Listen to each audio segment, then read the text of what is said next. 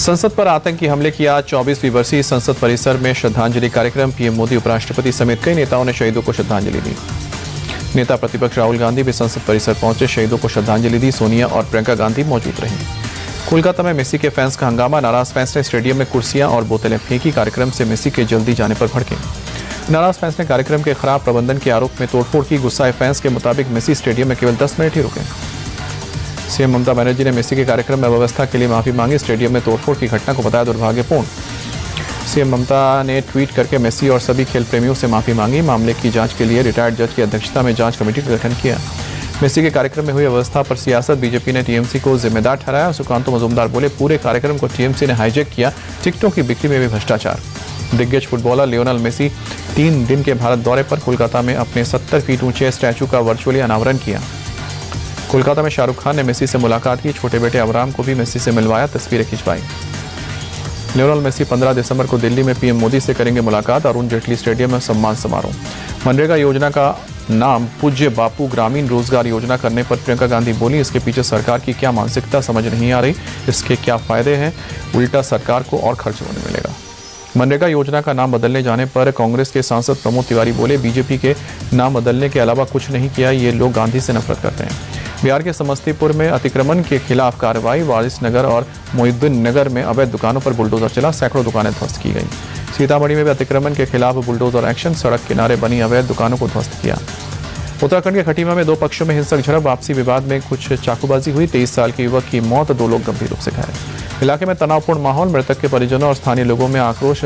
आरोपियों की तलाश में जुटी पुलिस। पश्चिम बंगाल के कालिम्पोंग जिले में दर्दनाक सड़क हादसा। कार फिसलकर गहरी खाई में गिरी। 2 लोगों की मौत हुई, 8 लोग घायल हुए।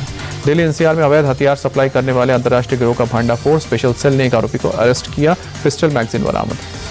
दिल्ली के कालकाजी में एक ही परिवार के 3 सदस्यों की खुदकुशी। 52 साल की अनुराधा कपूर ने अपने बेटों के साथ फांसी लगाई।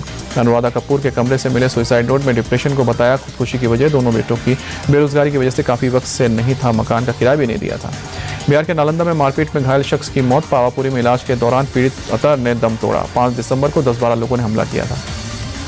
गांव में घूम कर कपड़े बेचता था मृतक। मारपीट के 10 आरोपियों में से 4 को पुलिस ने गिरफ्तार किया। मुजफ्फरनगर में सर तन से जुदा की धमकी। मौलाना पर दरोगा को धमकी देने का आरोप लगा।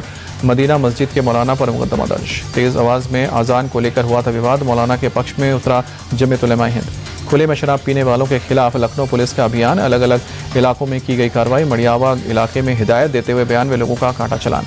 लखनऊ में सनकी आशिक ने प्रेमिका को मारी गोली। युवती के हाथ में लगी गोली। केस दर्ज कर आरोपी की तलाश में जुटी है पुलिस। ब्रेकअप के चलते नाराज था युवक। प्रयागराज में माघ मेला 2026 की तैयारियां तेज। पंडाल सजने लगे। 3 जनवरी से शुरू होगा मेला। 15 फरवरी को महाशिवरात्रि के दिन होगा समापन।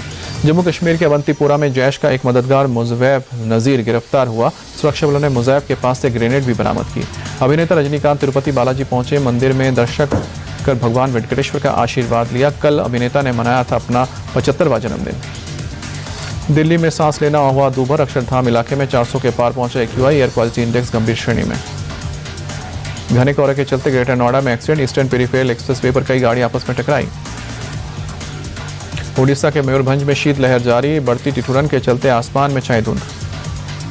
तापमान में भारी गिरावट से कश्मीर घाटी में शीतलहर का प्रकोप। श्रीनगर में जबरदस्त ठंड, कोहरा। भारत पर लगाए टैरिफ के खिलाफ अमेरिकी संसद में प्रस्ताव। 50% टैरिफ लगाने के खिलाफ 3 सांसदों ने प्रस्ताव दिया। डेमोक्रेट पार्टी के 2 सांसद डेबोरा रॉस मार्कविजी और राजा कृष्णमूर्ति ने प्रस्ताव पेश किया। टैरिफ को बताया गलत। अमेरिका ने भारत पर अगस्त में 50% टैरिफ लगाया।